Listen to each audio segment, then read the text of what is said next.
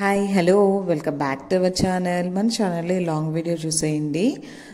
ఈ వీడియో కొంచెం స్కిప్ చేయకుండా చూడండి. పిల్లలకి ఎవరికైనా అవసరమైన వాళ్ళు ఆధార్ కార్డ్స్ ఎలా అప్లై చేయాలి, అలాగే న్యూ రేషన్ కార్డ్స్ ఎలా అప్లై చేసుకోవాలో మొత్తం డీటెయిల్గా ఎక్స్ప్లెయిన్ చేస్తానన్నమాట. ముందుగా పిల్లలకి ఆధార్ కార్డ్స్ది నేను ఆల్రెడీ ఒక బ్లాగ్ పోస్ట్ చేశాను. అక్కడ వాళ్ళది అవ్వలేదు అని చెప్పాను కదా.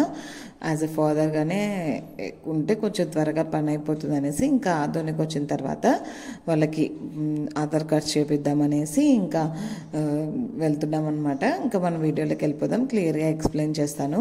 ఫస్ట్ వచ్చేసి ఇంకా పిల్లల ఆధార్ కార్డ్స్కి ప్రాసెస్ అలాంటివి, మన ఫోన్ నెంబర్స్ అవన్నీ ఎలా ఎడిట్ చేసుకోవాలో ఆల్రెడీ నేను ఒక వీడియో చేశాను. ఆ వీడియో కింద లింక్ ఇస్తాను, ఒకసారి చెక్ చేసేసుకోండి.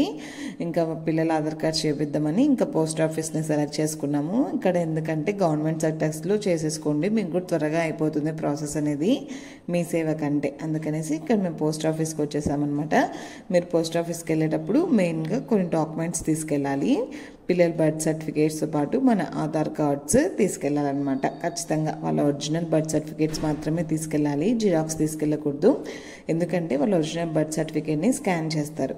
అలా మంచిగా స్కాన్ చేసిన తర్వాత మనకి టోకన్స్ ఇస్తారనమాట. నెక్స్ట్ డే కానీ ఆ నెక్స్ట్ డే కానీ రమ్మని, అంటే క్రౌడ్ని బట్టి టోకన్స్ అలాట్ చేస్తారు. వాళ్ళు అలాట్ చేసిన టైంలో మనం వెళ్ళాలన్నమాట. ఇక్కడ పిల్లల లోపల ఇంకా క్రాంక్ అయిపోతుంటే బయటకు పిలుచుకొని వచ్చేసి ఇక్కడ వాళ్ళకి అన్నీ అవన్నీ చూపిస్తున్నాను అనమాట. పోస్ట్ ఆఫీస్ ఇట్లుంటుంది, అప్పుడు ఫోన్స్ ఉండవు కదా, మనం ఇంటనే లెటర్స్ వేసే వాళ్ళము అని ఎక్స్ప్లెయిన్ చేస్తున్నాం. మీరు కూడా ఎప్పుడైనా దగ్గరగా అట్లా పిల్లల్ని పోస్ట్ ఆఫీస్కి తీసుకెళ్తే అలా వాటి గురించి కూడా వాళ్ళకి ఎక్స్ప్లెయిన్ చేయండి, వాళ్ళు కూడా తెలుసుకుంటారు కదా పోస్ట్ ఆఫీస్ అంటే ఇలా ఉంటుంది అనేసి.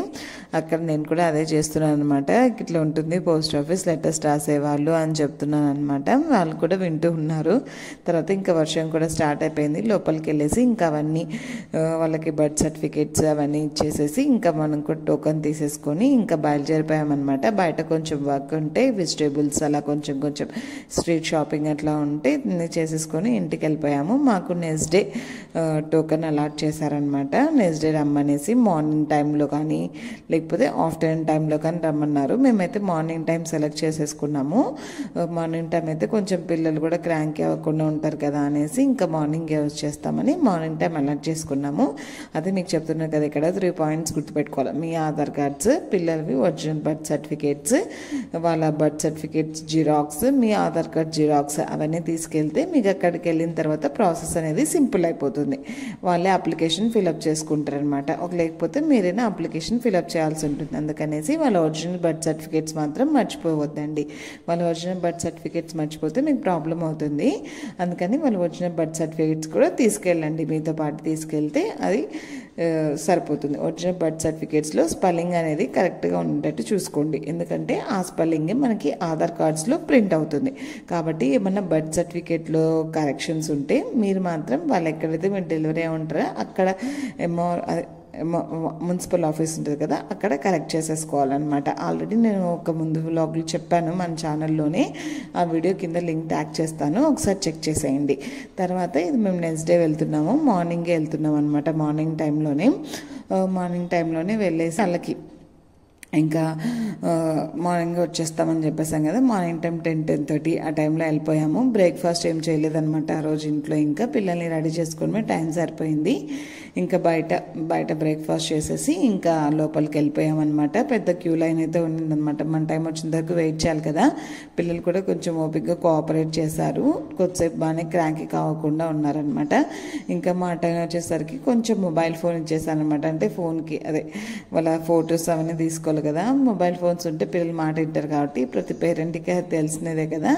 ఇంకా వాడు కూడా కొంచెం కోఆపరేట్ చేశాడనమాట. పెద్దోడు కొంచెం క్రాంక్ అవుతాడేమో అనుకున్నాను. ముందు రోజు వెళ్ళినప్పుడు ఫుల్ ఏడ్ చేసిండు ఆ జనాలను చూసి. ఇంకా నెక్స్ట్ డే మేము కూడా వాళ్ళకి చెప్పామన్నమాట, ఇలా ఫోటో తీయించుకోవాల్సి ఉంటుంది ఆధార్ కార్డులో, నువ్వు కొంచెం కోఆపరేట్ చేయాలని చెప్తే కొంచెం బాగానే ఉన్నాడు. ఇంకా ఫోటో తీస్తారు కదా, వాళ్ళకి ఫింగర్ బయోమెట్రిక్ ఏం పడదు. యాజ్ ఎ పేరెంట్గా మనమే బయోమెట్రిక్ పెట్టాలి వాళ్ళకి. 5 years వరకు వాళ్ళకి పడవు కదా. ఫింగర్ ప్రింట్స్ అనేది ఇంకా మనమే వాళ్ళకి పెట్టాల్సింది వస్తుందన్నమాట. అలా మంచిగా డీటెయిల్స్ అన్నీ ఎంటర్ చేసేటప్పుడు మనం ఒకసారి అన్నీ కరెక్ట్ చేసుకోవాలి పక్కన నిలబడుకొని. మళ్ళీ స్పెల్లింగ్ మిస్టేక్స్ అంటే మళ్ళీ ఫస్ట్ నుంచి వస్తుంది కదా ప్రాసెస్, అందుకని ఒకసారి మీరు కూడా అన్నీ చెక్ చేసేసుకోండి. అలా అన్నీ అప్లై అయిపోయిన తర్వాత ఒక 5-6 డేస్కి మనకి ఆధార్ కార్డ్ అనేది వచ్చేస్తుంది, మనకి మెసేజెస్ వస్తాయి అన్నమాట. ఇద్దరు పిల్లలకి ఒకేసారి అయిపోయింది. మామూలుగా నేను బయట మీ సేవా సెంటర్స్లో అడిగినప్పుడు ఒక్కరికే అవుతుంది, మళ్ళీ ఇంకొకరికి అప్లై చేసుకోవాలన్నారు. ఇలా మనం పోస్ట్ ఆఫీస్ సెంటర్కి వెళ్ళినప్పుడు ఇద్దరికి ఒకేసారి అప్లై అయిపోయింది. ఇద్దరు పిల్లలు ఉంటే ఇద్దరికి ఒకేసారి అప్లై చేసేసుకోండి, ఒక అయిపోతుంది. ఏమంటే ఒరిజినల్ బర్త్ సర్టిఫికేట్స్ అయితే ఉండాలి, ఇద్దరికి బర్త్ సర్టిఫికేట్స్ ఉండాలన్నమాట. ఇంకా రేషన్ కార్డ్ ప్రాసెస్కి వస్తే రేషన్ కార్డ్ మనం ఎక్కడైతే ఉంటామో ఆ ఊర్లోనే అప్లై చేసుకోవాలి రేషన్ కార్డ్.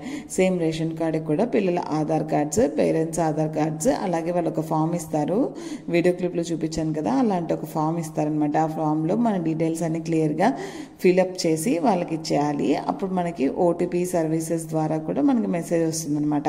ఒకవేళ ఓటీపీ సర్వీసెస్ ద్వారా మనకి మెసేజ్ రాకపోతే మనం ఇప్పుడు ఎక్కడన్నా అంటే ఊర్లో అవైలబుల్గా ఉండం కదా, బయట సచివాలయం అంటే మనం ఉండే దగ్గర ఏదైనా సచివాలయం ఉంటుంది కదా, అక్కడికి వెళ్ళైనా మనము బయోమెట్రిక్ వేసుకోవచ్చు.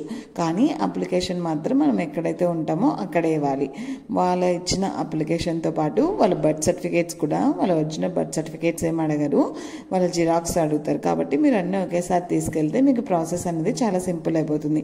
పేరెంట్స్ ఆధార్ కార్డు, అలాగే మీ రేషన్ కార్డు, అలాగే పిల్లల్ని ఇన్వాల్వ్ చేస్తే అంటే మెంబర్స్ యాడ్ అవుతారు కదా, కొత్త రేషన్ కార్డు అంటే మెంబర్స్ యాడ్ అవ్వడం కాబట్టి అలా ఆ ఒక జిరాక్స్ పేపర్, ఆ అప్లికేషన్ అప్లికేషన్ తీసుకెళ్ళి అదంతా ఫిలప్ చేసేసి వాళ్ళకి సబ్మిట్ చేయాలి. వాళ్ళకి సబ్మిట్ చేసినప్పుడు మనకి క్లియర్గా ఎక్స్ప్లెయిన్ చేయాలన్నమాట. మనం ఉంటామా, అక్కడ ఉండం కదా, కాబట్టి ఏమైనా ప్రాసెస్ ఉందా అని అడిగితే వాళ్ళు ఓటీపీ ప్రాసెస్ చెప్పారనమాట నాకైతే. సరే ఓటీపీ వచ్చింది, ఓటీపీ అయితే వస్తుంది, కానీ ఒకవేళ ఆ ఓటీపీ సర్వీసెస్ అనేది ఇప్పుడు కొత్తగా ఇంప్లిమెంట్ చేశారంట, అలా పని చేయకపోతే మన నియరెస్ట్ సచివాలయం ఏదైతే ఉంటుందో అక్కడికి వెళ్ళి మనం ఫింగర్ ప్రింట్ వేస్తే సరిపోతుంది. ఇంకా నేను ఏమన్నా న్యూ ప్రాసెస్ ఉంటే ఖచ్చితంగా మీకైతే అప్డేట్ చేస్తాను ఒక షార్ట్ వీడియోలో, అది ఎలా చేసుకోవాలనేసి. నేను ఈ వీడియో ఎవరికైనా కొంతమందికైనా యూజ్ అవుతుంది కదా అని చేశాను. వీడియో నచ్చినట్టయితే లైక్ చేయడం, సబ్స్క్రైబ్